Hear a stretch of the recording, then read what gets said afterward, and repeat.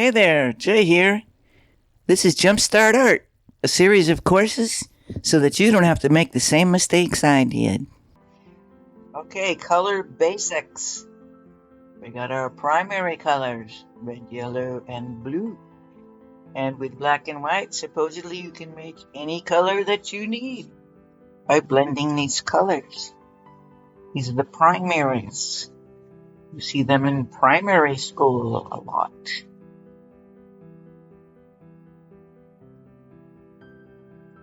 Primary colors plus black and white.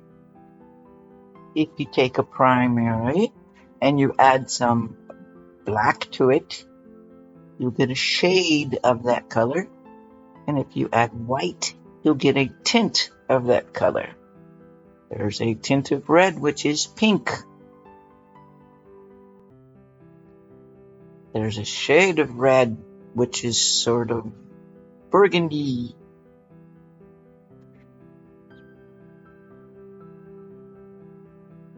What else are we going to try? We're going to try a tint of yellow, which is, you probably can't see that white up there, but now you can. And a shade of yellow.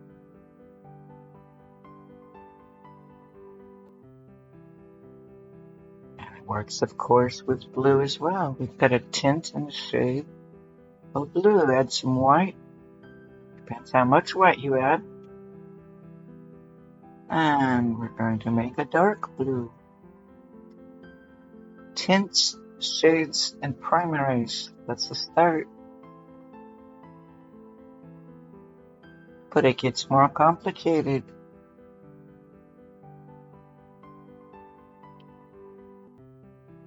The ubiquitous color wheel, make a circle. We're going to put our yellow like, oh, no, it had some black on it. Oops. I never edit my mistakes because I want you to know that I make mistakes all the time. And it's okay. Pastels, you can fix your mistakes.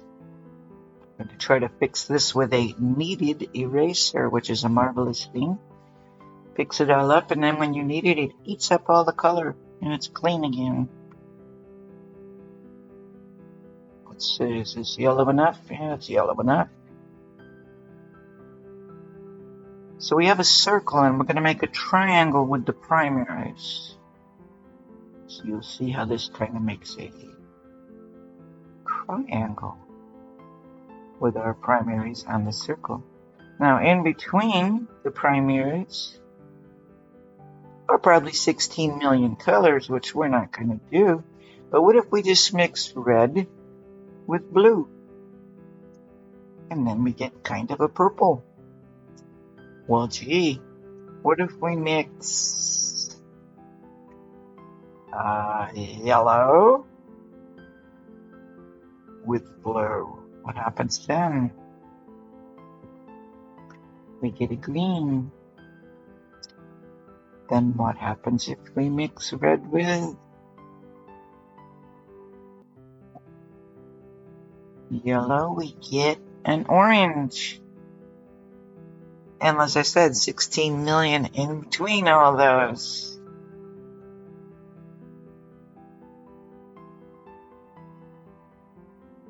Look at Ella's favorite leaf here. You notice that on the right is green. We say a leaf is green, but her leaf has nothing that is actually completely green on it. Now we're going to have some fun. We're going to make this colorful parrot. Yes, you are going to make this colorful parrot. Here's the drawing. I think it's a simple drawing, but if you're kind of insecure, there's a grid. You can hit pause and use the grid. If you want me to do one about drawing sometime, just get in touch with me and I'll try to do one of those. We're going to start out, we've got our little outline, and we're going to start out with some yellow and blend it. We're going to start out with some blue on the wings and blend it. And it's blue on the other wing too. We're going to fix this later. He's a green-headed parrot, so of course it's green, which I'm mixing yellow and blue. White is, I guess you'd say white mask up there. We're going to use some black, so we're getting our fixative out because black is smudgy and stuff. We're also going to outline that booger. Yeah. That's going to help. It's black right there. His beak is, that's gray, but we're going to start out with some black and we're going to gray it up later. And we think his eyes are green, just guessing. And he's got a little white thing on his chest. We're going to diddle around. Underneath here where it's darker, we're going to add a little bit of red to darken that yellow up a little bit. We're going to add blue to make his beak more gray. Now then, what else? He's got these little marks on his face. Remember, they're wiggly marks. They're not straight lines. Okay, so we're getting there. We're getting there. This is not like coloring in a coloring book. Staying in the lines because we can fix it. We're going to keep diddling with it and fixing it as we go along. Darken that a little bit. Lighten that a little bit. Define the outline a little bit.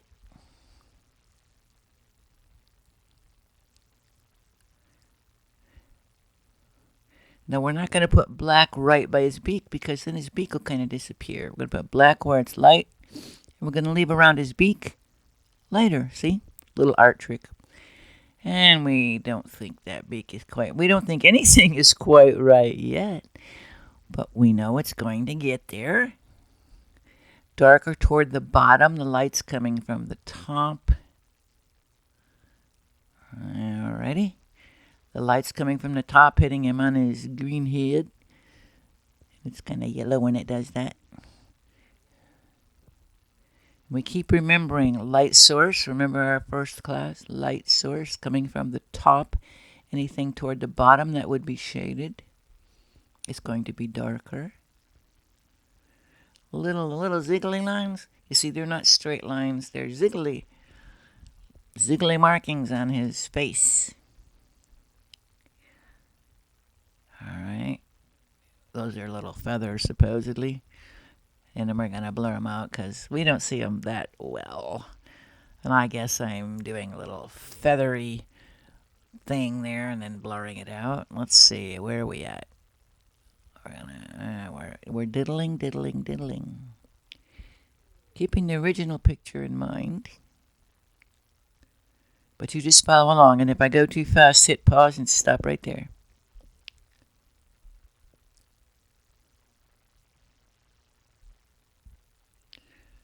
Little feathers. Suggestion of feathers.